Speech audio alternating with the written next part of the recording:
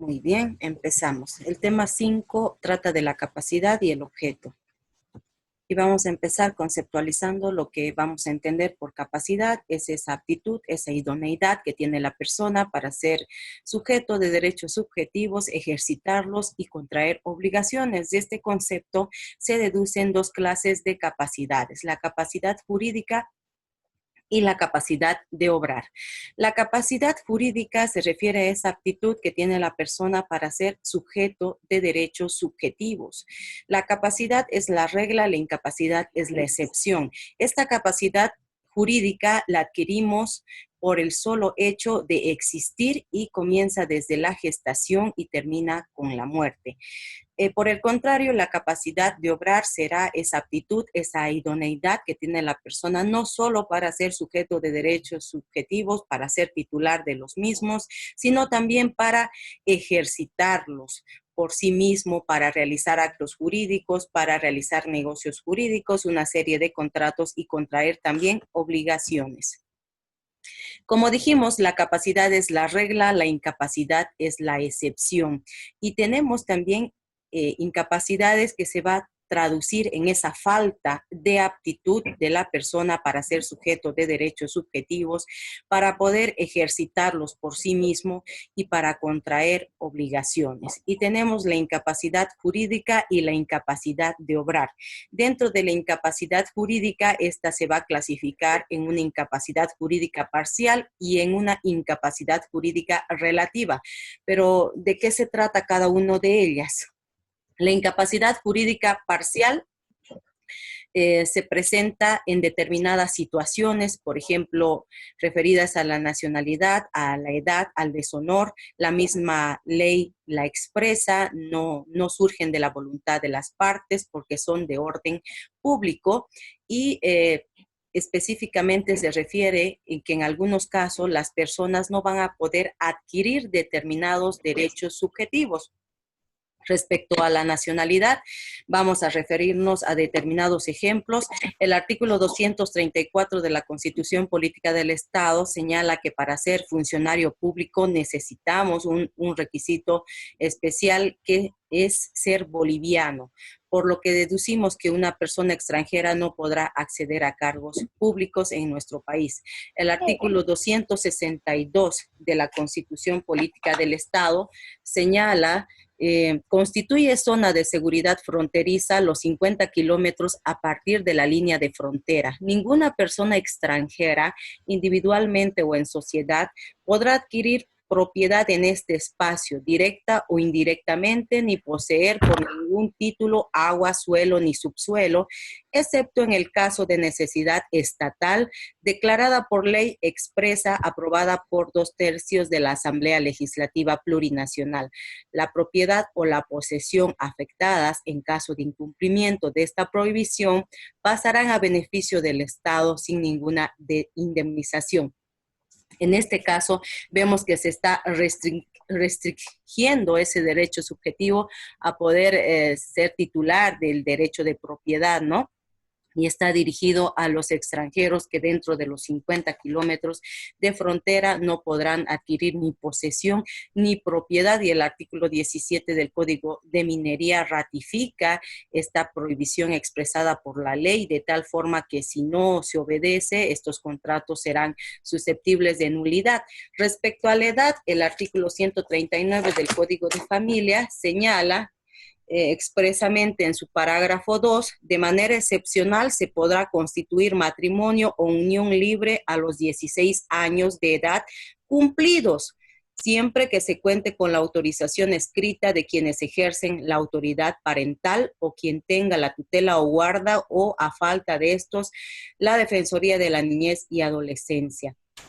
Será válida la autorización verbal realizada en el momento de la celebración del matrimonio o del registro o unión libre ante oficial de registro cívico. Aquí nos dice que excepcionalmente a los 16 años cumplidos se podrá contraer matrimonio o unión libre, pero pone una restricción, ¿no? Que será bajo autorización de los padres, de los tutores o guardadores. Y si estos matrimonios se realizan sin esta autorización, pues serán susceptibles de anulabilidad. Lo mismo nos habla el artículo 106, ¿no? De la emancipación que puede obtener un menor de edad cuando éste contrae matrimonio o unión libre. Y también tenemos una incapacidad jurídica parcial, que es el deshonor, y tenemos en el artículo 141 del Código de las Familias que su nomen juris es impedimento. En su inciso D señala que estará impedido para constituir matrimonio o unión libre los impedimentos por delitos, y el artículo 145, que es más específico, señala, ¿no?, que la persona esté impedida para constituir matrimonio o unión libre cuando recaiga sobre ella sentencia condenatoria ejecutoriada por tentativa, por complicidad o haber consumado el delito de homicidio, feminicidio o asesinato de la o del cónyuge de la otra persona. Este también es un impedimento expresado por la ley y que se va a traducir o va a representar a lo que es la incapacidad jurídica parcial, ¿no? Esa incapacidad que tiene la persona de acceder a determinados derechos subjetivos. En este caso de la nacionalidad, no podrá ser propietario ni poseedor. En el tema de la edad, no podrá contraer matrimonio en ciertas situaciones, salvo autorización de los padres. En el deshonor igual, no podrá ser uso de ese derecho subjetivo de contraer matrimonio en caso de que hubieran ciertos delitos, ¿no? Y también tenemos la incapacidad jurídica relativa, que se refiere a ciertas prohibiciones que también tienen algunas personas por la situación en la que se encuentran, por el cargo que están ejerciendo. El 591 señala que los esposos no podrán venderse, no podrán realizar esos actos jurídicos de venta entre ellos, porque se encuentran en una situación, en una relación conyugal, ¿no? Son esposos y por tanto no podrán hacer uso de ese su derecho subjetivo de poder ser titular de un derecho a través de la compra y venta. Y el 592 del Código Civil también expresa otra prohibición, ¿no?, expresamente señalada por la ley, que se va a representar con la incapacidad jurídica relativa. Si tienen su código, acompáñenme con la lectura. El nomen juris señala prohibiciones especiales de comprar. Parágrafo 1, no pueden ser compradores ni siquiera en subasta pública, ni directa ni indirectamente. Inciso 1. Quienes administran bienes del Estado, municipios, instituciones públicas, empresas públicas y mixtas u otras entidades públicas respecto a los bienes confiados a su administración. Inciso 2. Los funcionarios públicos respecto a los bienes que se venden por su ministerio. Inciso 3, los magistrados, jueces, fiscales, secretarios, actuarios, auxiliares y oficiales de diligencia respecto a los bienes y derechos que estén en litigio ante el tribunal en cuya jurisdicción ejercen sus funciones. Y aquí en este artículo 592 establece claramente, ¿no?, en estos casos que les he leído, inciso 1, 2 y 3, si acaso omitieran esta prohibición expresa de la ley, estos contratos serán nulos. ¿A qué se refiere? Que las personas que estén a cargo de bienes del Estado, que representan empresas públicas, no podrán comprar por ningún motivo, ni siquiera los jueces donde se esté ventilando una causa, donde haya una audiencia de remate, por más que la casa esté a buen precio, ya se haya reducido el 20%, ya se trata de la segunda audiencia de remate, ni siquiera los oficiales de diligencia, los actuarios que trabajan en ese juzgado podrán comprar, ¿no? Esta es una prohibición relativa expresada específicamente en nuestra normativa. Y si acaso lo incumplen, estos contratos serán nulos. Pero el inciso 4, 5 y 6 nos habla también de ciertos contratos que podrán ser anulables, ¿no? En el caso de los abogados, señala en el inciso 4, los abogados respecto a los bienes y derechos que son sujetos de un litigio en el cual interviene por su profesión hasta después de un año de concluido el juicio en todas sus instancias, quienes por ley o acto de autoridad pública administran bienes ajenos respecto a dichos bienes. Y el inciso 6 nos habla de los mandatarios respecto a los bienes y derechos puestos a su cargo para venderse, excepto si los autorizó el mandante. Vale decir que los abogados que están patrocinando una causa no pueden aprovecharse y realizar una compra de un bien mueble o inmueble. Tampoco serán aquellos que estén en representación judicial, como el caso de los de los tutores que no podrán aprovecharse de esa situación y comprar los bienes de su tutelado. Y tampoco los mandatarios, si se le ha dado un poder a una persona para que venda un vehículo, un inmueble, no podrá, sin autorización del mandante, poder venderse a sí mismo, ¿no? Tiene que haber una autorización de por medio. Y si pese a que existe esta prohibición expresa, estas partes realizan los incisos 4, 5 y 6, estos contratos serán anulables. ¿Qué es la incapacidad jurídica total o absoluta? Está prohibida por nuestra legislación, propiamente por nuestra Constitución. Se trata de la muerte civil y en el artículo 118 de la Constitución Política del Estado lo prohíbe. ¿Qué es el poder de disposición? Es esa relación que tiene un sujeto con sus derechos subjetivos, sean patrimoniales o extrapatrimoniales, para poder disponer de los mismos, ¿no? Pero en ciertas situaciones ese poder de disposición no lo acompaña a la persona, sino que están restringidos por ley o por voluntad de las partes contratantes. La persona no puede disponer de su titularidad, no puede enajenar muchas veces. En el ejemplo del anticipo de legítima con reserva de propiedad, en derechos reales figura el nombre de los hijos que han sido beneficiarios con este anticipo de legítima. Ellos son los titulares, pero tiene una restricción, no podrán vender, no podrán dar en anticrético ni en alquiler mientras vivan sus padres. Esta restricción, este poder de disposición no los acompaña, sino que están restringidos. Ese es un caso de restricción establecida legalmente, ¿no? Los mismos padres se han reservado ese derecho de disposición para ellos y en el caso de voluntad, las partes pueden contratar que, por ejemplo, se está vendiendo un bien inmueble, el vendedor, el oferente, conviene con la otra parte y señala, ¿no?, en una de las cláusulas que el comprador estará impedido de vender ese inmueble aunque esté en una necesidad extrema por el plazo de 2 años. O convienen de que ese inmueble nunca será vendido a su vecino C, que siempre estuvo interesado de ese bien inmueble, con quien han tenido una vida llena de inconvenientes, de problemas. Es un poder de disposición restringido que las partes han convenido. Como dijimos, la capacidad es la regla, la incapacidad es la excepción y la incapacidad se va a traducir en esa falta de aptitud, falta de idoneidad para que la persona sea titular de esos derechos subjetivos, para que pueda ejercerlos por sí mismo y por su voluntad y pueda contraer obligaciones, ¿no? Y esa incapacidad de obrar puede ser total o puede ser parcial. En la incapacidad de obrar total, la ley los considera ineptos para contratar. No pueden ejercer por sí mismos ningún derecho subjetivo. Ejemplo, las personas por nacer, los bebés de meses, ¿qué van a hacer? Los adolescentes impúberes que no han llegado a la pubertad, las mujercitas empezamos en la pubertad a los 9 años hasta los 11, 12 años y los jóvenes, los hombrecitos a partir de los 10 hasta los 12, 13 años. Estos adolescentes impúberes tampoco tendrán esa capacidad de obrar, no podrán ejercer ningún tipo de derechos subjetivos. También tenemos a los interdictos y a los enajenados mentales. Estas personas ejercen sus derechos a través de sus representantes, ¿no? Los impúberes, los recién nacidos a través de sus padres, a través de la representación legal, en ejercicio los padres de su autoridad parental, sea materna o paterna, y también representación judicial en el caso de los interdictos, ¿no?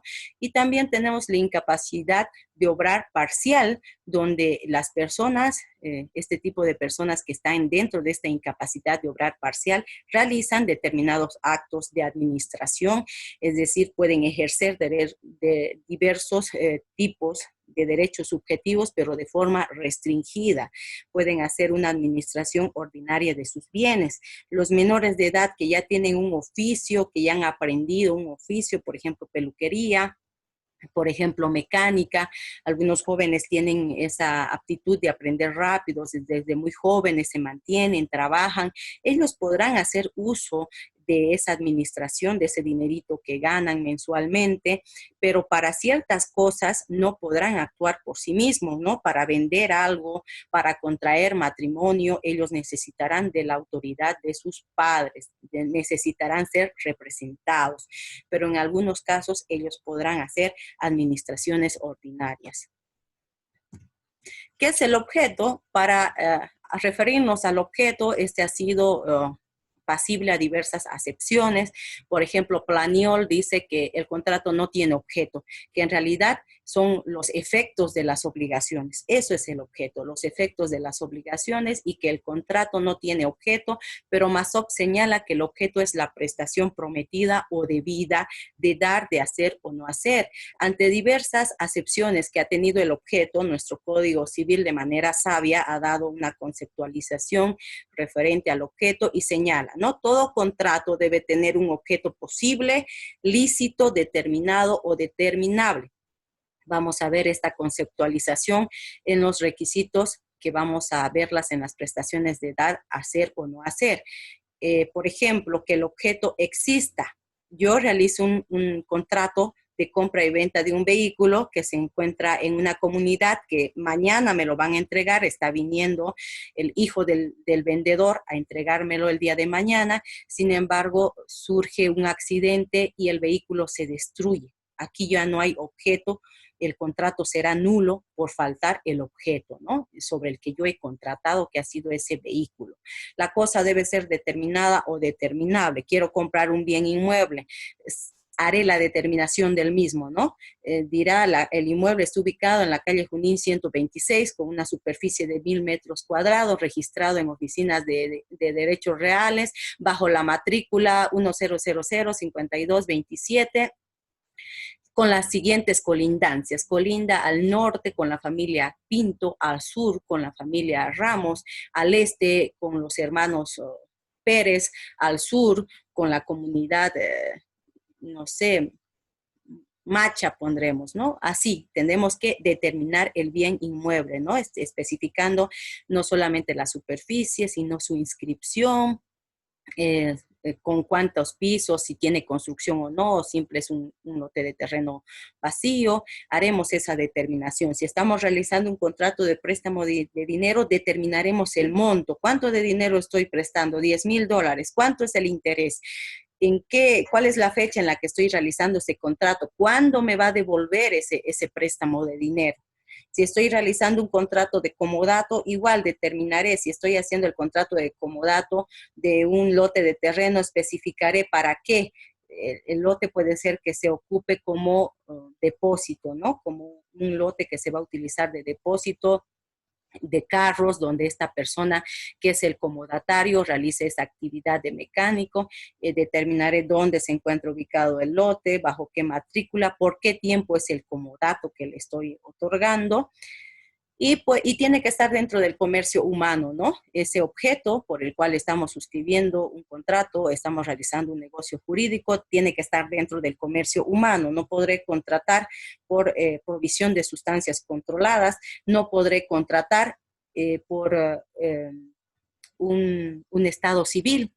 No podré, bueno, eso en algunos casos se ha hecho, ¿no? Estaba de moda un tiempo irse a otro país, casarse y pagar por esa nupcia, pagar $10,000, $20,000, incluso simular una convivencia con el fin de obtener esa nacionalidad, que ese negocio no está dentro del comercio humano, pero que sea realizado de forma fraudulenta. Tampoco estará dentro del comercio humano vender nuestras partes del cuerpo, ¿no? O todo nuestro cuerpo. En algunos países como Japón ya tienen hasta restaurantes de carne humana donde la persona en vida dispone de su cuerpo y de cada uno de sus órganos, y tras su muerte este restaurante se hará cargo y usará de todas las partes que le convienen para presentar sus platos. Solamente se puede contratar sobre cosas que están dentro del comercio humano y son lícitas. Las personas a quien se transfiere el derecho debe ser el titular. El abogado, al momento de revisar los documentos que el mismo cliente te dice, no, doctor o doctorita, revísemelo, quiero comprar este vehículo, este es el oferente, este es el vendedor, y cuando el abogado revisa los documentos, resulta que el señor que está vendiendo se llama José Pérez y los documentos están a nombre de Francisco Calizaya. No hay una identidad similar, ¿no? Entre el oferente o vendedor y los documentos que designan a otro titular. Lo ideal es que el quien venda sea el titular del derecho, pero en este caso que les estoy colocando, este señor no es el titular, no es el propietario, simplemente es el poseedor, está poseyendo el vehículo, lo está manejando y ahora lo está vendiendo. Entonces, como buen abogado, ustedes tienen que aconsejar al cliente y decir, mire señor, este no es el propietario, no es el titular, aquí en el RUAT, en la póliza de importación, en la resolución de tránsito dice que Francisco Calani es el titular. Este señor solamente es el poseedor. Hará un documento de compromiso de compra-venta o un contrato de posesión en sí, porque este es poseedor, no es titular, y harán constar que este señor, que es poseedor, está transfiriendo esa posesión al comprador y que se compromete en el plazo de 15 días, de 20 días, ubicar al titular y hacerle firmar la minuta definitiva o hacer un contrato donde se le esté pagando un 80% del precio y que el 20% será abonado una vez que se firme la minuta definitiva por parte del titular de ese derecho. Y los requisitos para la prestación de hacer o no hacer casi son similares, se refieren a estos contratos, ¿no? Donde la persona tiene que entregar una obra o tiene que dejar de hacer algo.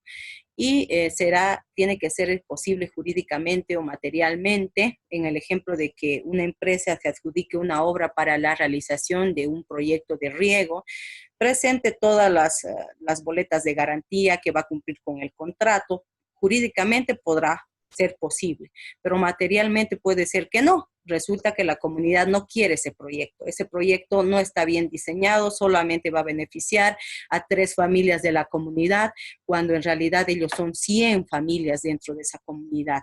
Entonces, para que se constituya ese contrato, ese objeto tiene que ser jurídicamente posible y materialmente posible. Debe ser lícito, en el ejemplo que hemos puesto anteriormente, debe ser personal al deudor, solamente se obligará a las partes que intervengan en el contrato. Se obligará a que se cumplan las prestaciones a las partes que han suscrito el contrato y no a terceros que no han intervenido.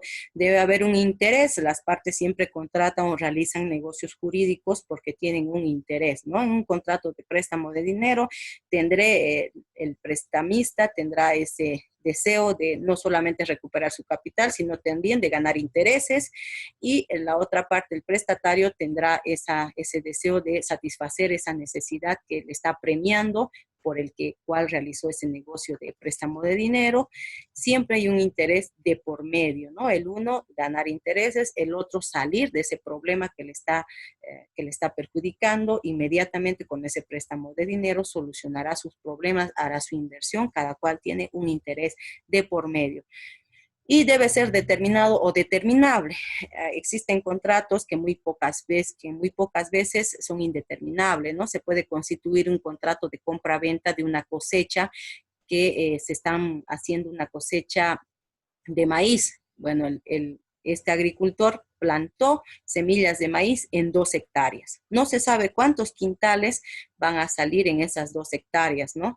No se sabe si son, no sé, 500 quintales, 600 quintales, no sabemos, hay que esperar hasta la cosecha.